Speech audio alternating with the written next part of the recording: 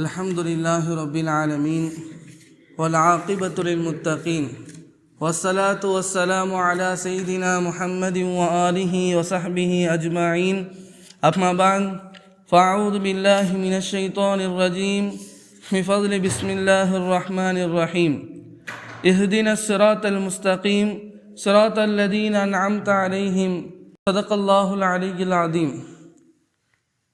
கண்ணியத்திற்குரித்தான அல்லாஹ்வின் நல்லடியார்களே, அல்லாஹ்வினுடைய மாபெரும் கிருபை அல்லாஹ் ஜல்லஷானஹு தஆலா நம் அனைவர்களுக்கும் திருக்குர்ஆனை ஓத அதனுடைய விளக்கங்களை விளங்கிக் கொள்வதற்கான ஆர்வத்தையும் தேட்டத்தையும் அல்லாஹு தஆலா ஏற்படுத்தி தந்திருக்கிறான். இது அல்லாஹு தஆலாவினுடைய மாபெரும் கிருபையாகும். இதுக்கு நம்ம அல்லாஹ்விற்கு அதிகமாக நம்ம நன்றி செலுத்தணும். கண்ணியத்திற்குரித்தான அல்லாஹ்வின் நல்லடியார்களே, நம்ம சென்ற வாரத்திலே சூரத்துல் ஃபாத்திஹாவினுடைய ஒரு சில வசனங்களை நாம் பார்த்தோம். அதோடு சேர்த்து ஹிதாயத்துனா என்ன, ஹிதாயத்தினுடைய வகைகள் என்ன, குர்ஆனை விளங்கி கொள்வதற்கு அந்த 3 விதமான ஹிதாயத்தை நம்ம விளங்கி கொண்டோம்னா அல்லாஹ் குர்ஆனில் எந்தெந்த இடத்துல என்னென்ன ஹிதாயத்தை பற்றி அல்லாஹு தஆலா சொல்கிறான் என்பதாக நம்ம போன வாரம் சொன்னோம்.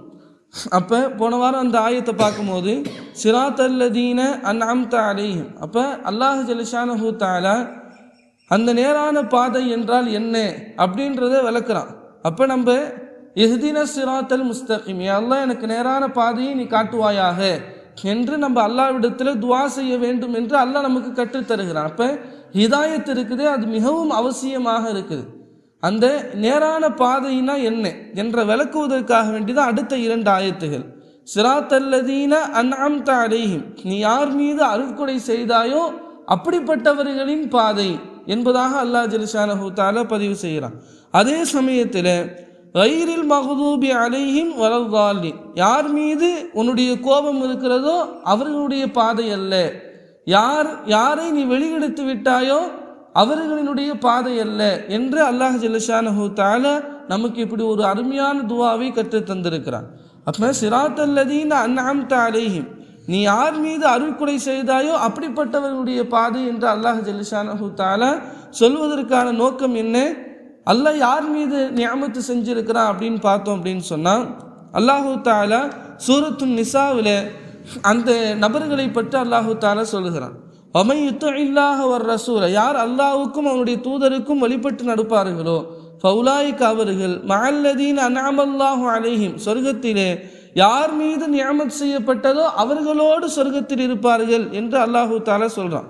இப்போ யார் மீது நிஅமத் செய்யப்பட்டது என்று அல்லாஹ் தஆலா சொல்லும் போது 4 விதமான கூட்டத்தார்களை பற்றி அல்லாஹ் சொல்கிறான். முதல்ல நபிமார்கள், 2வது சித்தீகீன்கள், 3வது சுஹதாக்கள், 4வது சாலிஹீன்கள் என்பதாக குறிப்பிடுறாங்க. அப்போ நபிமார்கள், சித்தீகீன்கள், சுஹதாக்கள், சாலிஹீன்கள் இவர்கள்தான் அல்லாஹ்வினுடைய அருட்கொடைகளை பெற்றவர்கள் என்பதாக அல்லாஹு தஆலா குறிப்பிடுறான். அப்போ நபிமார்கள் என்றால் யாரு நமக்கு தெரியும். இந்த உலகத்திலே மக்களை நேர்வழிப்படுத்துவதற்காக நுபுவத்தை சுமந்து கொண்டு வந்தவங்க நபிமார்கள். சித்திகீன்கள், சித்திக் உண்மையாளர்கள் அப்படின்னு சொன்னால் யார் அப்படின்னு சொன்னால் தன்னுடைய வெளிரங்கத்தையும் உள்ரங்கத்தையும் அழகாக ஆக்கி கொண்டவர்கள், அல்லாஹ்வுக்காக வேண்டிய எல்லாத்தையும் செய்யக்கூடியவர்கள் தான் சித்திகீன்கள் என்பதாக அல்லாஹ் ஜல்லஷானஹு தஆலா பதிவு செய்கிறான். நம்முடைய புழக்கத்தில் இறைநேசர்கள், அவுலியாக்கள் என்பதாக சொல்லுவோமா இல்லையா, அவர்கள்தான் 2வது கேட்டகிரி, 2வது பிரிவாக அல்லாஹ் ஜல்லஷானஹு தஆலா சொல்கிறான். 3வதாக சுஹதாக்கள், தன்னுடைய மார்க்கத்துக்காக வேண்டி, அல்லாஹ்வின் மார்க்கத்துக்காக வேண்டி தன்னுடைய உயிரை தியாகம் செய்தவர்கள் சுஹதாக்கள். 4வதாக சொன்னாங்க சாலிஹீன்கள், அல்லாஹ் ஜல்லஷானஹு தஆலா என்ன சட்டங்களை ஷரியத்தாக நமக்கு என்ன வகுத்து கொடுத்திருக்கானோ அந்த ஷரியத்தின்படி முழுமையாக கட்டுப்பட்டு வாழ்வது, இது சாலிஹீன்கள். இப்போ இவங்க இந்த 4 சாரார்களின் மீது தான் அல்லாஹ் ஜல்லஷானஹு தஆலாவினுடைய அருட்கொடை இறங்கி இருக்குது. இவர்களுடைய பாதையைத்தான் நம்ம பின்பற்ற வேண்டும் என்று உலமாக்கள் முஃபஸ்ஸிரீன்கள் குறிப்பிடுறாங்க. அப்போ இந்த ஆயத்தை நம்ம ஆழ்ந்து சிந்திச்சு பார்த்தோம் அப்படின்னு சொன்னால் ஒரு விஷயம் நமக்கு விளங்குது. என்ன அப்படின்னு சொன்னால், இந்த சித்திகீன்கள், நபிமார்கள், இறைநேசர்கள், இந்த சுஹதாக்கள், சாலிஹீன்கள், நல்லோர்கள், இந்த 4 பேரிடத்திலையும் அல்லாஹ் என்ன அருட்கொடையை செஞ்சான். என்ன அருட்கொடை அப்படின்னு சொன்னால் இல்மும் அமலும் என்பதாக குறிப்பிடுறாங்க. கல்வியும் அதன்படி அமல் செய்வதும் என்பதாக குறிப்பிடுறாங்க. முதல் 2 சாரார்களை பற்றி பார்த்தோம் அப்படின்னு சொன்னால் நபிமார்கள், 2வது இறைநேசர்கள். 2 பேருக்கு அல்லாஹ் எப்படிப்பட்ட கல்வியை கொடுத்தான் அப்படின்னு சொன்னால் அந்த கல்வியின் மூலமாக பல மக்களுக்கு நேர்வழி அல்லாஹ் ஜல்ல ஷானஹு தஆலா கொடுத்தான். அதன்படி அமலும் செஞ்சாங்க. 2வது கேட்டகரி பார்த்தோம்னா சுஹதாக்கள், சாலிஹீன்கள். சுஹதாக்கள் வீர மரணம் அடைந்தவர்கள் மார்க்கத்துக்காக, சாலிஹீன்கள் நல்லடியார்கள். இவங்களுடைய விஷயத்தை பார்த்தோம் அப்படின்னு சொன்னா இவங்க அமல் என்ன, ஜிஹாத் என்பது ஒரு அமல். அதே மாதிரி சாலிஹீன்கள் நல்லடியார்களாக எப்படி ஆக முடியும்? அமல் செஞ்சு ஆக முடியும். அப்ப அல்லாஹ் நான் யார் மீது நியாமத்து செஞ்சேன் அப்படின்னு சொல்றானோ அவன் எப்படிப்பட்ட நியாமத்தை இந்த மக்களின் மீது புகுத்தி இருக்கிறான் அப்படின்னு சொன்னா, பொழிந்து இருக்கிறான் அப்படின்னு சொன்னா, கல்வியும் அதன்படி அமல் செய்வதற்கான தௌஃபீக்கையும் அல்லாஹ் ஜல்ல ஷானஹு தஆலா ஏற்படுத்தினான். இதைத்தான் இந்த மக்களிடத்தில் இருந்துச்சு என்பதாக உலமாக்கள் குறிப்பிடுறாங்க. அப்ப இல்ம், அமல் 2மே அல்லாஹ் ஜல்ல ஷானஹு தஆலா நமக்கு கொடுக்கப்பட்ட மிகப்பெரிய நியாமத்து என்பதாக நம்ம விளங்கும். அப்ப அருட்கொடைகள்ல நம்ம எதெல்லாம் இந்த உலகத்தில் அருட்கொடைன்னு நினைச்சிட்டு இருக்கோமோ, செல்வங்கள், சொத்து சுகங்கள், அதெல்லாம் நம்ம என்னங்க நினைச்சிட்டு இருக்கோம்? இந்த உலகத்தினுடைய மிகப்பெரிய சொத்து அதுதான் அருள்கொடை. இந்த உலகத்தில் ஒரு மனிதனுக்கு சொத்து செல்வம் கிடைச்சிருச்சு, எல்லாம் இன்பமான வாழ்க்கை கிடைச்சிருச்சுன்னா அவெல்லாம் நல்லா இருக்கிறாங்க, அவன் எப்படிப்பட்ட ஆள் அப்படி அல்லாஹ்வுடைய நெருக்கத்தை பெற்று அதனால தான் அவனுக்கு எந்த ஒரு சோதனையும் வரமாட்டுது அப்படின்னு சொல்லக்கூடிய சூழ்நிலை இன்னைக்கு முஸ்லீம் சமுதாயத்தினுடைய உள்ளத்தில் இருக்குது. ஆனால் அதுதான் ஹக்கா அப்படின்னு பார்த்தா அது கிடையாது. இந்த உலகத்திலே செல்வங்களை வைத்தோ அல்லது சொத்துக்களை வைத்தோ ஒரு மனிதன் அல்லாஹ்விடத்தில் நெருக்கத்தை பெற்றிருக்கிறான், அல்லாஹ்வினுடைய அருட்கொடைகளை பெற்றிருக்கிறான் அப்படின்னு சொன்னால் இது இப்படி சொல்லலாமா அப்படின்னு பார்த்தா இல்லை. காரணம் என்ன அப்படின்னு சொன்னால், சொத்து செல்வங்கள் அல்லாஹ் இந்த உலகத்தில் எல்லாருக்கும் தரான், காஃபிர்களுக்கும் தரான். காரூனுக்கு அல்லாஹ் ஜல்ல ஷானஹு தஆலா தந்தான், ஃபிரௌனுக்கும் தந்தான். ஆனால் அவங்களுடைய சொத்தெல்லாம் அவர்களுக்கே பிரயோஜனம் இல்லாமல் ஆகிட்டு. அப்போ நிஅமத்துனா என்ன, அருள்கொடைனா என்ன அப்படின்னா, இந்த உலகத்திலேருந்து நாளைக்கு சொர்க்கத்துக்கு கொண்டு போய் சேர்க்கிற வரையும் நம்ம கூடயே நமக்கு முழுமையாக பிரயோஜனம் தரக்கூடியது தான் அருட்கொடைகள். அந்த அருட்கொடை தான் நபிமார்கள், சித்திகீன்கள், சுஹதாக்கள், சாலிஹீன்கள் இந்த 4 பிரிவினர்களுக்கும் இல்ம், கல்வி, அதன்படி அமல் செய்யும் விதமாக அல்லாஹ் ஜல்ல ஷானஹு தஆலா எப்படிப்பட்ட நிஅமத்தை தந்தான். அப்போ அல்லாஹ் இன்னொரு இடத்துல அல்லாஹு தஆலா இந்த நபிமார்கள், சித்திகீன்கள், சுஹதாக்களுடைய சிறப்புகள்லாம் அல்லாஹ் ஜல்ல ஷானஹு தஆலா சொல்கிறான். அப்போ குர்ஆனை வழங்குவதற்கு, நேரான பாதையில் நம்ம செல்றதுக்கு அல்லாஹ் ஜல்ல ஷானஹு தஆலா நேரான வழிகாட்டுதல் தருவதற்கு அல்லாஹ் 2 விஷயத்தை பயன்படுத்துகிறான். ஒரு விஷயம் என்ன அப்படின்னு சொன்னால் குர்ஆன். இந்த குர்ஆன் இருக்கே ஹுதல்லில் முத்தகீன், ஹுதல்லில் முத்தகீன் இறையச்சமுடையவர்களை நேர்வழிப்படுத்தும் என்பதாக அல்லாஹ் ஜல்ல ஷானஹு தஆலா சொல்கிறான்.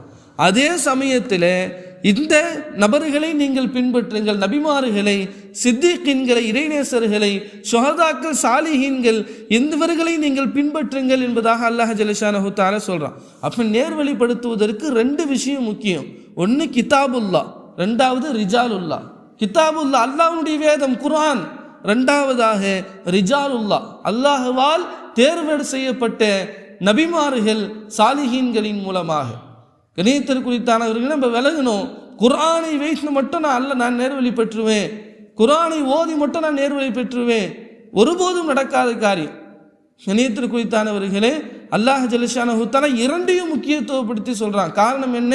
அல்லாஹ் இந்த உலகத்திற்கு தன்னுடைய வேதத்தை அனுப்பும் போது அவர் இந்த வேதத்தோடு சேர்த்து அந்த வேதத்தை நடைமுறை வாழ்க்கையாக அமைத்து காட்டுவதற்காக நபிமார்கள் அல்லாஹ் தொடர்ந்து அனுப்பிட்டான். அப்போ எப்போ கிதாபுல்லா அல்லாஹினுடைய வேதம் இறங்குமோ அதே சமயத்தில் அல்லாஹ் என்ன இறக்குனா ரிஜாலுல்லா அல்லாஹ்வின் மனிதர்களான நபிமார்கள் அல்லாஹ் ஜல்ல ஷானஹு தஆலா இறக்கணும். அப்போ நபிமார்களினுடைய தொடர் நபிகள் நாயகம் ஸல்லல்லாஹு அலைஹி வஸல்லம் அவர்களோடு நின்றுச்சு. அப்போ இதுக்கப்புறம் இறுதி தூதர் யாரும் கிடையாது, நபி ஸல்லல்லாஹு அலைஹி வஸல்லம் இறுதி தூதர். இதுக்கு பிறகு எந்த ஒரு தூதரும் வரமாட்டாங்க. அப்போ யாருடைய பாதையை நம்ம பின்பற்றணும்? நபிமார்கள். அதற்கு பிறகு சித்திகீன்கள், உண்மையாளர்கள். அதில் சஹாபாக்கள் எல்லாம் அடங்கிடுவாங்க. அதில் அபூபக்கர் ரலியல்லாஹு தஆலா அவங்க அடங்கிடுவாங்க. குலஃபாய் ராஷிதீன்கள், உமர் ரலியல்லாஹு தஆலா, அலி ரலியல்லாஹு தஆலா, உஸ்மான் ரலியல்லாஹு தஆலா, எல்லா சஹாபாக்களும், சித்திகீன்கள், சுஹதாக்கள், சாலிஹீன்களுடைய பட்டியலில் எல்லாம் இருப்பாங்க. அப்போ கியாமத்து நாள் வரை இறைநேசர்கள் அவங்களுடைய தொடர் இருக்கும். 2வது சுஹதாக்கள், அல்லாஹ்வுக்காக வேண்டி தன்னுடைய உயிரை மார்க்கத்துக்காக தியாகம் செய்யக்கூடியவங்க கியாமத்து நாள் வரை இருப்பாங்க. மூணாவதாக சாலிஹீன்கள், அல்லாஹ்வுடைய நெருக்கத்தை பெற்றவர்கள், ஷரியத்துப்படி மிகப்பெரிய முக்கியத்துவம் கொடுத்து அதன்படி அமல் செய்யக்கூடிய சாலிஹீன்கள். அல்லாஹ் இந்த கூட்டத்தை கியாமத்து நாள் வரை அல்லாஹ் ஜல்லஷானஹு தஆலா தொடர்ந்து வைப்பான் அப்படின்றது தான் என்னுடைய வழக்கம். அப்போ கிதாபுல்லா, அல்லாஹ்வுடைய வேதத்தும் நமக்கு வேணும். அதே சேர்த்து அந்த வேதத்தை நடைமுறை வாழ்க்கையில் நமக்கு வழிகாட்டக்கூடிய நபிமார்கள், சித்திகீன்கள், சாலிஹீன்கள், நல்லடியார்களும் வேணும். இப்போ சாலிஹீன்களினுடைய தொடர்பில் இருக்கும்போது தான் குர்ஆனை முழுமையாக நம்பால் விளங்க முடியும் என்பதை நம்ம விளங்கும். ஒரே ஒரு சிம்பிளான ஒரு உதாரணத்தை சொல்லி விளக்கணும்னா, இன்னைக்கு மருத்துவத்துறையில் மருத்துவத்திற்காக வேண்டி வைக்கப்பட்டு இருக்கக்கூடிய பல புத்தகங்கள் இருக்குது. அதில் அந்த புத்தகத்தை மட்டும் நம்ம படிச்சுக்கிட்டு ஒரு சர்ஜரி செய்ய முடியுமா? நம்ம அந்த கிதாபை மட்டும் படிச்சுக்கிட்டு அந்த புக்கை மட்டும் நம்ம படிச்சுக்கிட்டு நம்ம மக்களுக்கு மெடிசன் கொடுக்க முடியுமா அப்படின்னு சொன்னால் கண்டிப்பாக ஒருபோதும் கொடுக்க முடியாது. அவர் 4 வருஷம் 5 வருஷம் அவர் எம்பிபிஎஸ் படிச்சிருந்தாலும் சரி, மருத்துவத்திற்கு படிச்சிருந்தாலும் சரி, ஒரு ஆண்டு காலம் அவர்கள் என்ன செய்யணும்? அனுபவத்திற்காக வேண்டி நல்ல அனுபவசாலி டாக்டர் கீழே ஒரு வருஷம் என்ன செய்யணுங்க? அவர் இருக்கணும். இந்த உலகத்தில் இருக்கக்கூடிய துறைகளுக்கு அல்லாஹ் இந்த அளவுக்கு முக்கியத்துவம் கொடுத்திருக்கிறான். உலக துறைகள், அந்த துறை சார்ந்த கல்வியை படிக்கும் போது அதற்கு தேர்ச்சி பெற்றவர்களோடு நம்ம சேர்ந்து சுகபத்தில் இருந்து தோழமையில் இருந்து அவங்களுடைய அனுபவத்தை பெற்றுக்கொள்ளக்கூடிய ஒரு நிகழ்வை தான் அல்லாஹ் தஆலா ஏற்படுத்தி இருக்கிறான். அப்போ அதே மாதிரி மறுமை சம்பந்தமான விஷயங்களுக்கு அல்லாஹ் குர்ஆனை மட்டும் இறக்கலை. எந்தெந்த கவுமுக்கு, எந்தெந்த கூட்டத்தார்களுக்கு அல்லாஹ் குர்ஆனு, எந்தெந்த கூட்டத்தார்களுக்கு அல்லாஹ் வேதத்தை இறக்கினானோ அதோடு சேர்த்து நபிமார்கள் வந்தாங்க.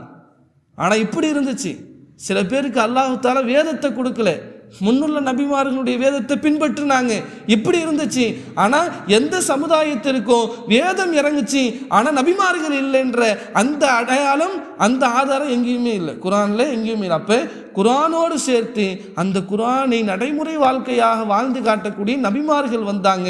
நபிமார்களுடைய இறுதி முடிந்ததுக்கு பிறகு சித்திகீன்கள், சுஹதாக்கள், சாலிஹீன்கள், இது போன்ற நல்லடியார்களின் மூலமாக அல்லாஹ் ஜல்லஷானஹு தஆலா நமக்கு நம்முடைய நேரான பாதையை வழிகாட்டுறான். அப்போ நம்ம என்ன செய்யணும் அப்படின்னு சொன்னால் குர்ஆனினுடைய கல்வியை ஓதும். அப்போ அதிலிருந்து இருக்கக்கூடிய விஷயங்களை யார் முழுமையாக உள்வாங்கி இருக்கிறாங்களோ அவங்களுடைய சுஹபத்துகளில் இருக்கணும், சாலிஹீன்களுடைய நல்லடியார்களுடைய தொடர்பில் இருக்கணும். அப்போ இறைநேசர்களுடைய தொடர்பில் இருக்கணும். அல்லாஹ் இறைநேசர்களை கியாமத்து நாள் வரை அல்லாஹ் ஜல்லஷானஹு தஆலா அதனுடைய சில்சிலாவை அதோடு வைத்துக்கிட்டே இருக்கிறான்.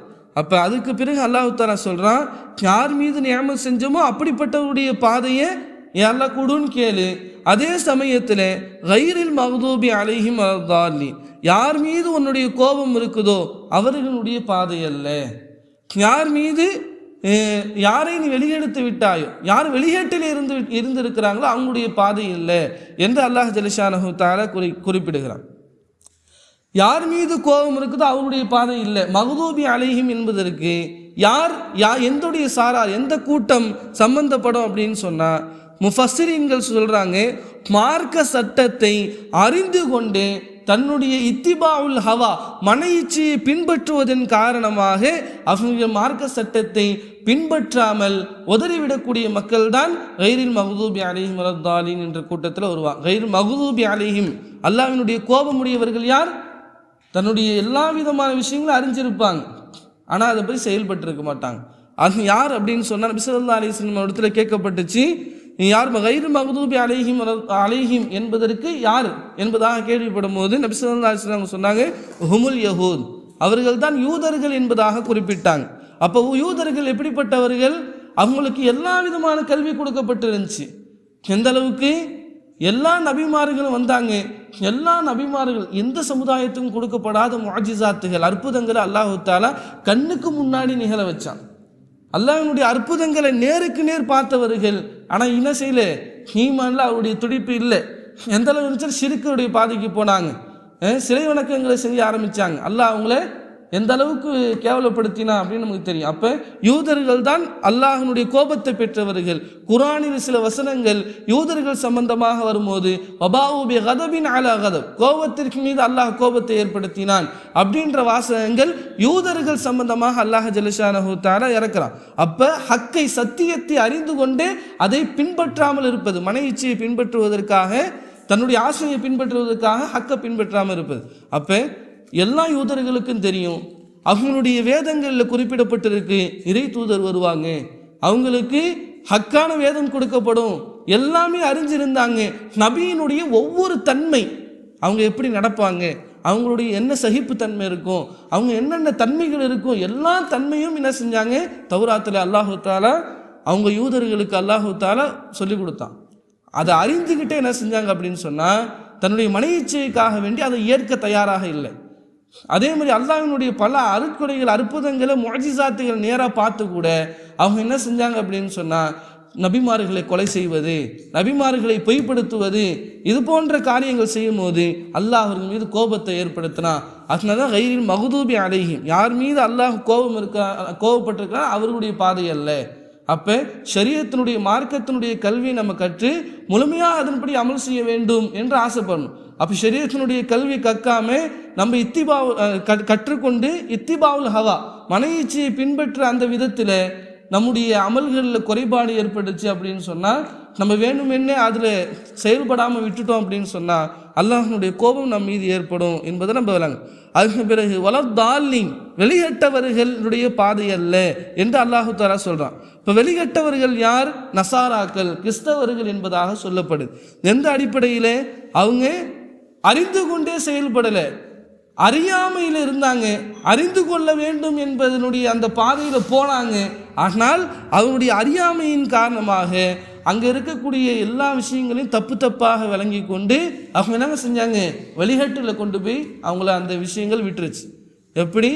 நபிமார்களுடைய பிரியம் அவருடைய உள்ளத்தில் இருந்துச்சு, ஆனால் அவங்களுடைய நபிமாருடைய உள்ளம் அவங்க பிரியம் எந்த அளவுக்கு அவங்கள கொண்டு போய் சேர்ந்துருச்சு அப்படின்னு சொன்னால், நபிமார்கள் ஈசா அலைஹிஸ்ஸலாம் அவங்க அல்லாஹ்வினுடைய குமாரர், அல்லாஹ்வினுடைய மகன் என்று சொல்லக்கூடிய வெளியேற்ற கொள்கையில் கொண்டு போய் விட்டுருச்சு. அப்போ மார்க்கத்தினுடைய விஷயத்தில் கூட குறைவு இருக்கக்கூடாது. மார்க்கத்தினுடைய விஷயத்தில் ஒரு கூட்டம் என்ன செஞ்சிச்சு, அல்லாஹ்வினுடைய வேதத்தினுடைய ஷரியத்தினுடைய கல்வை குறைக்க ஆரம்பித்தாங்க. ஒரு கூட்டம் என்ன செஞ்சிச்சு, அந்த மார்க்கத்துடைய விஷயங்களில் கூடுதல் செய்ய ஆரம்பித்தாங்க. நபிமார்கள்லாம் அல்லாஹ்வுடைய குழந்தைங்க அப்படின்னு சொல்கிறாங்க. அப்போ இந்த உலகத்தில் செய்யக்கூடிய எல்லாருடைய பாவத்துக்கும் பரிகாரமாக தான் ஈசா அலைஹிஸ்ஸலாம் அவங்க கடைசியாக வேதனை செய்யப்பட்டாங்க அப்படின்றதுல அவங்களுடைய கொள்கை. அப்போ நம்முடைய கொள்கை என்ன? ஈசா அலைஹிஸ்ஸலாம் அவங்க வானத்தில் உயர்த்தப்பட்டாங்க, உயிரோடு உயர்த்தப்பட்டாங்க, கியாமத்து நாடு நெருக்கத்தில் வருவாங்கன்றது தான் நம்முடைய அகீதா கொள்கை. அப்போ கண்ணியத்திற்குரித்தானவர்களே, அவர்கள் தான் வெளிகட்டவர்கள். வலத்தாலின் என்ற இந்த ஆயத்தை படித்து காட்டி நபி ஸல்லல்லாஹு அலைஹி வஸல்லம் விட்டு கேட்கும்போது நபி ஸல்லல்லாஹு அலைஹி வஸல்லம் சொன்னாங்க, அந்நசாரா, கிறிஸ்தவர்கள், ஹுமுல்லாலூன், அவர்கள் தான் வழிகட்டவர்கள் என்று நபி ஸல்லல்லாஹு அலைஹி வஸல்லம் அவங்க விளக்கம் கொடுத்தாங்க. அப்போ இந்த அல்ஹம்துலில்லாஹ் சூரத்துல் ஃபாத்திஹாவினுடைய முழுமையாக தஃப்சீரை நம்ம பார்த்தோம். அந்த சூரத்துல் ஃபாத்திஹா ஓதியதுக்கு பிறகு தொழுகையிலும் சரி மற்ற நேரத்திலும் சரி ஆமீன் என்பதாக நம்ம சொல்லுவோம். காரணம் என்ன? சூரத்துல் ஃபாத்திஹா என்பது துவா. ஆமீன் சொல்றது இருக்குது, அது முஸ்தஹபு சுன்னத்தான காரியம் என்பதாக உலமாக்கள் குறிப்பிடுறாங்க. அப்போ யார் சூரத்துல் ஃபாத்திஹா ஓதுறாங்களோ அதுக்கு பிறகு ஆமீன் என்று சொல்வது முஸ்தஹப் என்பதாக சொல்கிறாங்க. அப்போ நபி ஸல்லல்லாஹு அலைஹி வஸல்லம் அவங்க சொன்னாங்க, இதா கால அஹதுக்கும் ஃபி ஸலாத்தி, தொழுகையில் சூரத்துல் ஃபாத்திஹாவுக்கு பிறகு யார் ஆமீன் சொல்கிறாங்களோ, வகாலத்தில் மலாயிகத்து ஃபி ஸமாஇ ஆமீன், மலக்குமார்களும் வானத்திலிருந்து ஆமீன் சொல்லிட்டாங்கன்னா, இன்னொரு ஹதீஸில் ஒமன் வாஃபக தஅமீனுஹு தஅமீனுல் மலாயிகா, யாருடைய ஆமீன் மலக்குமார்களுடைய ஆமீனுக்கு ஒன்று சேர்ந்து விடுமோ அவர்களுடைய துவா கண்டிப்பாக அங்கீகரிக்கப்பட்டுரும், அவங்களுடைய பாவங்கள் அனைத்துமே மன்னிக்கப்படும். ஹதீஸனுடைய வார்த்தை ஒஃபிரலஹு மா தகத்தம மின் தம்பிஹி, அவருடைய முன் சென்ற எல்லா பாவங்களும் மன்னிக்கப்பட்டுரும் அப்படின்ற இந்த ஹதீஸ். அப்போ அதனுடைய முக்கியத்துவத்தை நம்ம விளங்கும். இப்போ என்ன விஷயம் அப்படின்னு சொன்னால், ஆமீன் இருக்குதே அதை சத்தமாக சொல்லணுமா, பொறுமையாக சொல்லணும், சத்தம் இல்லாமல் பொறுமையாக சொல்லணும், அதுதான் நம்முடைய சுன்னத்து, எல்லாருடைய சுன்னத்து. அப்போ ஜஹரியான தொழுகை, இப்போ சத்தமாக ஓதக்கூடிய தொழுகையில் ஆமீன் சத்தமாக சொல்கிற விஷயத்தில் மட்டும்தான் உலமாக்களுக்கு மத்தியில் கருத்து வேறுபாடு இருக்குது. அப்போ மற்ற எல்லா விஷயங்களையுமே பார்த்தோம் அப்படின்னு சொன்னால் கருத்து வேறுபாடுகள் இல்லை. என்ன பார்த்தோம், சிறியாக கிராத் மௌனமாக ஓதக்கூடிய அந்த தொழுகையில் பார்த்தோம் அப்படின்னு சொன்னால், அந்த தொழுகையில் ஆமீன் என்பது எல்லாரும் சொல்லணுன்ற கருத்து தான் இருக்குது, சத்தமாக. அப்போ அந்த நேரத்தில் யாரும் சத்தமாக சொல்ல போகிறதும் இல்லை. இப்போ சுன்னத்தின் அடிப்படையில் பார்க்கும்போது எல்லாரும் சூரத்துல் ஃபாத்திஹாவுக்கு பிறகு ஆமீன் சொல்கிறத ஏற்றுக்கொண்டு இருக்கிறாங்க. ஆனால் எதில் இஃப்திலாஃப் கருத்து வேறுபாடு அப்படின்னு சொன்னால் ஆமீனை பொறுமையாக சொல்வது சிறந்ததா சத்தமாக சொல்கிறது சிறந்ததா அப்படின்னு பார்த்தா அதில் 2 இஃப்திலாஃப் இருக்குது. அபூ ஹனீஃபா ரஹ்மத்துல்லாஹி அலைஹி அவங்க சொல்கிறாங்க இந்த ஆமீன் என்பதை பொறுமையாகத்தான் சொல்வது சிறந்தது அப்படின்னு சொல்கிறாங்க. அதுதான் நல்ல விஷயம் என்பதாக சொல்கிறாங்க. ஏன் அதனுடைய கருத்து என்ன? அப்போ ஆமீன் இருக்குது, அது துவா. நபி ஸல்லல்லாஹு அலைஹி வஸல்லம் சொன்னாங்க ஆமீன் என்பது துவா என்பதாக குறிப்பிட்டாங்க. அப்போ துவா என்பது அல்லாஹ் தஆலா குர்ஆனில் சொல்லும்போது உதுஉ ரப்பக்கும் ததர்ருஅன் வ குஃபியா, நீங்கள் பணிந்து மௌனமான அந்த குரல் நீங்கள் அல்லாஹ்கிட்ட கேளுங்க அப்படின்னு சொல்லி அல்லாஹ் தஆலா சொல்கிறான். அப்போ துவா என்ற அடிப்படையில் ஆமீன் என்பது பொறுமையாக சொல்கிறது தான் சிறந்தது அப்படின்னு சொல்கிறாங்க. சில ஹதீஸுகளில் மௌனமாக சொல்ல வேண்டும் என்பதாகவும் வந்திருக்குது. சில ஹதீஸினுடைய அடிப்படையில் நபி ஸல்லல்லாஹு அலைஹி வஸல்லம் அவங்க ஆமீன் சொன்னாங்க, முதல் சஃபரையும் கேட்டுச்சு அப்படின்ற மாதிரி சொன்னாங்க. அப்போ இந்த ஹதீஸை உலமாக்கள் விளக்கம் சொல்லும் போது என்ன சொல்கிறாங்க அப்படின்னு சொன்னால் ஆரம்ப காலகட்டத்தில் நபி ஸல்லல்லாஹு அலைஹி வஸல்லம் அவங்க சூரத்துல் ஃபாத்திஹாவுக்கு பிறகு அது துவா, அதுக்கு பிறகு ஆமீன் சொல்ல வேண்டும் என்ற தலீம் என்ற அடிப்படையில் மக்களுக்கு சஹாபாக்களுக்கு சொல்லித்தர வேண்டும் கற்றுத்தர வேண்டும் என்ற அடிப்படையிலே ஆமீனை என்ன செஞ்சாங்க சொன்னாங்க. அப்படின்னா எப்போ மக்கள்லாம் இது பண்ணிக்கிட்டாங்களோ அதை அமல்படுத்த ஆரம்பித்தாங்களோ அதுக்கப்புறம் என்ன செஞ்சுட்டாங்க நபி ஸல்லல்லாஹு அலைஹி வஸல்லம் அவங்க ஆமீனை பொறுமையாக ஓதுனாங்க அப்படின்னு சொல்லப்படுது. அப்போ இதில் நமக்கு என்ன விளங்குது அப்படின்னு சொன்னால் ஆமீன் என்பது துவா. அந்த துவாவை நம்ம என்ன செய்யணும்? பொறுமையாக ஓதுறது சிறப்பு. இமாம் ஷாஃபி ரஹ்மத்துல்லாஹி அலைஹி அவங்க என்ன செய்கிறாங்கன்னா சத்தமாக ஓதுறது சிறப்புன்னு சொல்கிறாங்க. இமாம் ஷாஃபி மதுஹபில் சத்தமாக ஓதுறது ஆமீன் அப்படின்னு சொல்லிட்டு கொஞ்சம் சத்தமாக சொல்கிறது சிறப்பான விஷயம் அப்படின்னு சொல்கிறாங்க. காரணம் அவங்க அந்த ஹதீஸ் வந்துருச்சு இல்லை, நபி ஸல்லல்லாஹு அலைஹி வஸல்லம் அவங்க ஆமீன் சொன்னாங்க, அவருடைய சத்தம் என்ன செஞ்சு முதல் சஃபரையும் கேட்டுச்சு. அப்போ ரொம்ப சத்தமாக சொல்லக்கூடாது, மீடியமான சத்தத்தை சொல்கிறது இமாம் ஷாஃபி ரஹ்மத்துல்லாஹி அவங்களுடைய கவுல், அவங்களுடைய சொல்லாக இருக்குது அப்படின்றத நம்ம விளங்கும். அதுக்கு பிறகு இந்த ஆமீன் இருக்கு அல்லாஹ் இந்த சமுதாயத்திற்கு கொடுத்த ஒரு மிகப்பெரிய சிறப்பு என்பதாக உலமாக்கள் குறிப்பிடுறாங்க. ஹதீஸில் நபி ஸல்லல்லாஹு அலைஹி வஸல்லம் சொன்னாங்க யூதர்களுக்கு கொடுக்கப்படாத சில சிறப்புகளை அல்லாஹ் நமக்கு கொடுத்துருக்கிறான். அந்த யூதர்கள் கூட அந்த சிறப்பை வச்சு என்ன செய்வாங்க, நம் மீது பொறாமப்படுவாங்க என்பதாக சொன்னாங்க. அப்போ அது என்ன விஷயம்? முதல்ல ஜும்மாவுடைய தொழுகை யூதர்களுக்கு அந்த நாளில் எங்களுக்கு பெருநாளாக இருக்கணும் அப்படின்றத ஆசைப்பட்டாங்க. ஆனால் நம்முடைய சமுதாயத்திற்கு தான் அது கொடுக்கப்பட்டுச்சு அப்படின்னு நபி ஸல்லல்லாஹு அலைஹி வஸல்லம் அவங்க சொல்லியிருக்கிறாங்க. அதே போன்று கிப்லாவினுடைய மாற்றம். ஃபஸ்ட்டு பைத்துல் முகத்தஸை நோக்கி தொழுதுட்டு இருந்தாங்க. அதுக்கு பிறகு நபி ஸல்லல்லாஹு அலைஹி வஸல்லம் அவங்களுடைய நிகழ்வு அந்த 2வது ஜுஸில் நபி ஸல்லல்லாஹு அலைஹி வஸல்லம் வானத்தை பார்த்துக்கிட்டே இருப்பாங்க. அந்த நேரத்தில் அல்லாஹு தஆலா நீங்கள் எந்த நோக்கத்துக்காக வானத்தை பார்க்குறீங்கன்றது தெரியும் அப்படின்னு சொல்லி கிப்லாவை அல்லாஹு தஆலா தொழுகையிலே என்ன செஞ்சான், மஸ்ஜிதுல் ஹராமை நோக்கி தொழுதாங்க. இன்னும் அந்த தொழுகை எங்கே தொழுதாங்க நபி ஸல்லல்லாஹு அலைஹி வஸல்லம் அந்த தொழுகை இருக்குது, அது மஸ்ஜிதுல் கிப்லத்தைன் அப்படின்னு சொல்லுவாங்க. 2 கிப்லாவினுடைய தொழுகை மஸ்ஜித் என்ன பைத்துல் முகத்தஸை நோக்கி தொழுது கொண்டிருந்த அந்த சமயத்திலேயே என்ன செஞ்சாங்க, அப்படியே மஸ்ஜிதுல் ஹராம் அதன் பக்கம் நோக்கி தொழுதாங்க. அப்போ இந்த விஷயத்தை யூதர்கள் பொறாமப்படக்கூடியவர்களாக இருந்தாங்க அப்படின்னு சொல்லப்படும். 3வதாக கவுலுனா ஹல்ஃபல் இமாமி ஆமீன், இமாமுக்கு பிறகு சூரத்துல் ஃபாத்திஹா ஓதிட்டு ஆமீன் சொல்கிறாங்க பாருங்க, அந்த ஆமீன் அந்த வார்த்தை எங்களுக்கு கிடைக்கலையே அப்படின்னு சொல்லி பொறாமப்பட்டாங்க அப்படின்னு சொல்லிட்டு நபி ஸல்லல்லாஹு அலைஹி வஸல்லம் அவங்க ஹதீஸில் சொன்னாங்க. இப்போ இன்னொரு ஹதீஸில் வருது இன்னொரு அதிகப்படியான ஒரு செய்தி. நபி ஸல்லல்லாஹு அலைஹி வஸல்லம் சொன்னாங்க மா ஹஸத்துகுமுல் யஹூத் அலா ஷைஇன் மா ஹஸத்துகும் அலா ஸலாம் வ தஅமீன், சலாம் சொல்லக்கூடிய அந்த விஷயங்களிலுமே ஆமீன் சொல்லக்கூடிய விஷயங்களில் யூதர்கள் உங்கள் மீது அதிகமாக பொறாமப்பட்டாங்க, எங்களுக்கு கிடைக்காதா என்று ஏங்கினார்கள் என்பதாக நபி ஸல்லல்லாஹு அலைஹி வஸல்லம் சொன்னாங்க. அப்போ சலாம் தஅமீன் துஆவுக்கு ஆமீன் சொல்கிறது இருக்குது, அது நமக்கு இந்த சமுதாயத்துக்கு கொடுக்கப்பட்ட ஹுசூசியா சிறப்பு என்பதாக நம்ம விளங்கும்.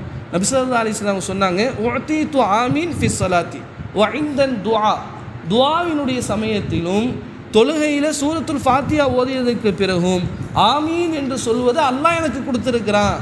அப்போ இந்த சமுதாயத்துக்கு கொடுக்கப்பட்ட ஹுசூசியா தனி சிறப்பு என்பதாகத்தான் நம்ம விளங்குறோம். அப்போ நபி ஸல்லல்லாஹு அலைஹி வஸல்லம் சொன்னாங்க அந்த ஹதீஸினுடைய தொடர் லம் யுஅத்தி கப்லி, எனக்கு முன்பாக யாருக்கும் கொடுக்கப்படல ஆமீன் என்று சொல்லக்கூடிய அந்த வார்த்தை, இல்லா யகூன மூசா அலைஹிஸ்ஸலாத்து வஸ்ஸலாம் அவர்களுக்கு தவிர.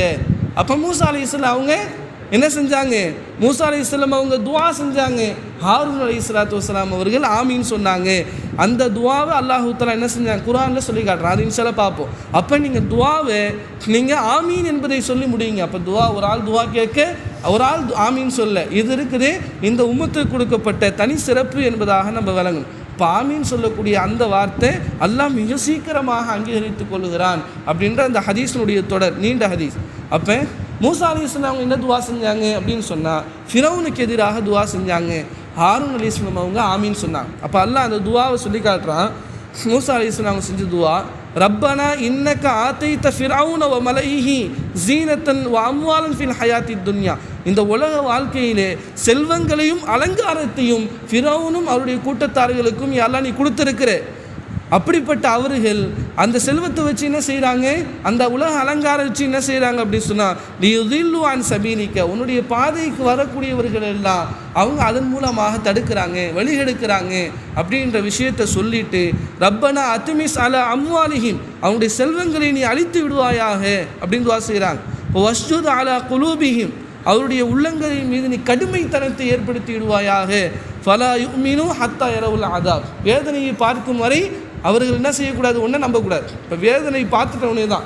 இப்போ நைல் நதியில் மூழ்கடிக்கப்படுது, கடைசியாக வேதனைகளை சுவைக்கும் போது தான் ஃபிரௌன் என்ன செய்கிறான், மூசா அலைஹிஸ்ஸலாம் அவங்க எந்த ரப்பை கொண்டு ஈமான் கொண்டாங்களோ அந்த ரப்பை கொண்டு ஈமான் சொல்கிறேன்னு வரப்போனான்.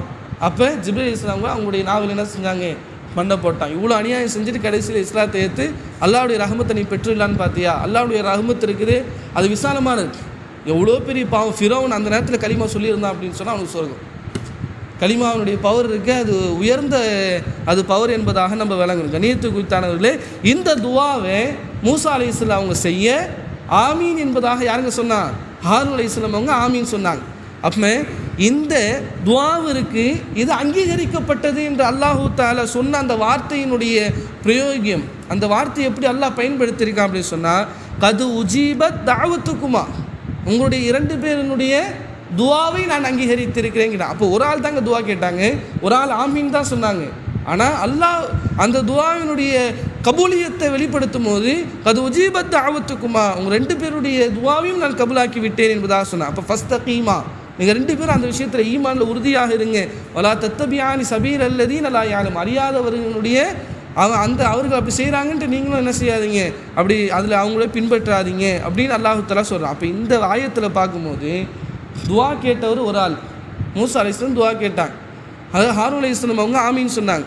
அப்போ அல்லாஹ் அதை ஏற்றுக்கொள்ளட்டான்னு சொன்னதுக்கு போது அது உஜீபத் தாவத்துக்குமா, 2 பேருடைய துவா அப்படின்னு சொன்னான். அப்போ துவா கேட்கும்போது ஆமீன் சொல்லும் போது 2மே என்ன அல்லாஹ் தஆலா துவாவிலேயே கூட்டாக்கிடுறான்.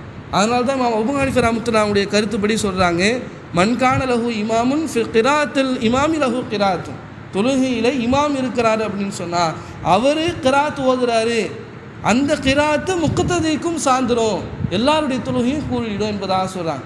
அப்போ அதே போன்று இமாம் தொழுகை வைக்கிறாங்க, அந்த சந்தர்ப்பத்தில் நம்ம மறதியில் ஏதாவது தவறு செஞ்சிட்டோம் அப்படின்னு சொன்னாலும் அந்த தவறை அல்லாஹ் தஆலா நிவர்த்தி பண்ணுவான். ஏன், நம்ம இமாமை பின்பற்றி தொழுவதன் காரணமாக. ஆனால் இமாம் தவறு செஞ்சிட்டார் அப்படின்னு சொன்னால் அது முழுமையாக எல்லாருக்கும் என்ன செய்யும், அந்த தொழுகையில் பாதிப்பை ஏற்படுத்தும் அப்படின்றத நம்ம விளங்கணும்.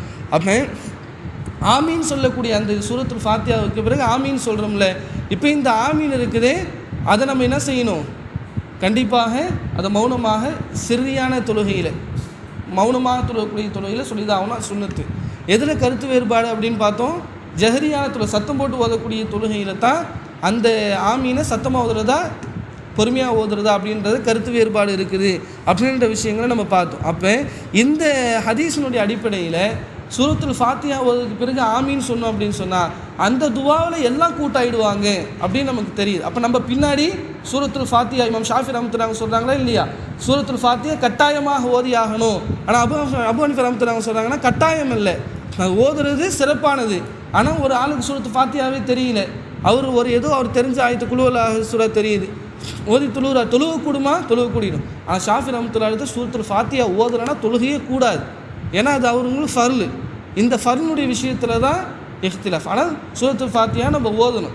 அப்போ சூரத்துல் ஃபாத்தியா ஆனால் தொழுகையில் இருக்கும்போது இமாம் ஓதும் போது நம்ம ஓதணுமா அப்படின்னா தேவையில்லை. அப்போ இமாம் ஓதிட்டார் அப்படின்னு சொன்னால் நம்முடைய தொழுகை பரிபூர்ணமாகிடும். அப்போ ஆமீன் ஹாரூன் அலைஹிஸ்ஸலாம் மூசா அலைஹிஸ்ஸலாம் துவா செய்து ஹாரூன் அலைஹிஸ்ஸலாம் ஆமீன் சொல்லும் போது அந்த உஜீபத் தாவத்துங்கம்மா, உங்கள் 2 பேருடைய துவாவையும் அல்லாஹ் அங்கீகரிச்சுன்னு சொன்னால் போல அல்லாஹு தஆலா எல்லாருடைய தொழுகையும் என்ன செய்வான், ஏற்றுக்கொள்வான். அதனால தான் அல்லாஹ் தஆலா குர்ஆனில் சொல்கிறான், இதா குரியல் குர்ஆன் ஓதப்பட்டால் ஃபஸ்தமிஉ லஹு, அதை காது தாழ்த்தி கேளுங்க. வன்சித்து, நீங்கள் மௌனமாக இருங்கள் அப்படின்ற இந்த ஆயத்து வந்துச்சு. அப்போ இந்த ஆயத்து தொழுகையினுடைய விஷயத்தில் இறங்குச்சு அப்படின்னு சொன்னாங்க. குரானை இமாம் சத்தமாக ஓதக்கூடிய அந்த சந்தர்ப்பத்தில் நம்ம என்ன செய்யணும்? அதை காது தாழ்த்தி கேட்கணும். நான் இமாம் அந்த மௌனமாக ஓதக்கூடிய அந்த நேரத்திலுமே நம்ம மௌனமாக இருந்தால், அமைதியாக இருத்தலே போதுமானது அப்படின்னு சொல்லி சில இமாம்கள் சொல்கிறாங்க. சில இமாம்கள் சூரத்துல் ஃபாத்திஹாவை மட்டும் ஓதிக்கணும். இமாம் ஷாஃபி ரஹ்மத்துல்லாஹுடைய கருத்தில் அதுதான். ஆனால் நம்முடைய விஷயங்களில் நம்ம மௌனமாக இருந்தாலே போதும். ஏன் அப்படின்னு சொன்னால் அல்லாஹ்வுடைய சந்தி நேரத்தில் நம்ம நிற்கிறோம்.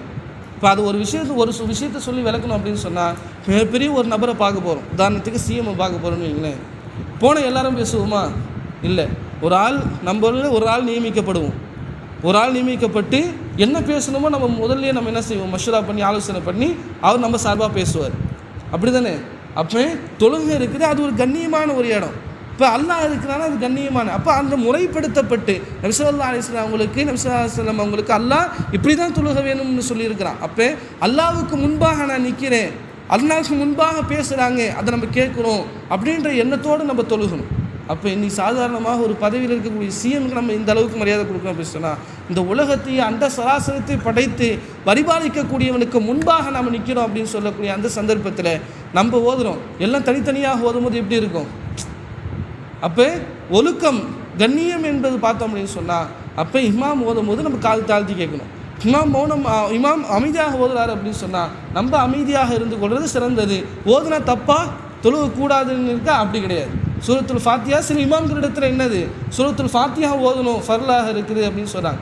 அப்போ அல்லாஹ்வுடைய மாபெரும் கிருபை, நம்ம இந்த மாதம் ஃபுல்லாக 4 வாரங்களாக அல்லாஹினுடைய மாபெரும் கிருபையால் சூரத்துல் ஃபாத்திஹாவினுடைய விளக்கங்கள் அதை கேட்கக்கூடிய, அதன்படி நம்மளால் இயன்ற அளவுக்கு அமல் செய்யக்கூடிய பாக்கியத்தை அல்லாஹ் தஆலா கொடுத்தான். அதே போன்று இன்னும் வரக்கூடிய காலகட்டத்தில் அதிகமான சூறாக்களை நம்ம படித்து அதன்படி அதனுடைய விளக்கங்களை நம்ம கற்றுக்கொண்டு, நம்ம குர்ஆனினுடைய விளக்கங்கள் வந்துருச்சு அப்படின்னு சொன்னால் நம்மிடத்தில் தீனுடைய வாழ்க்கை வாழ்கிறதுக்கு லேசாக ஆகிடும்.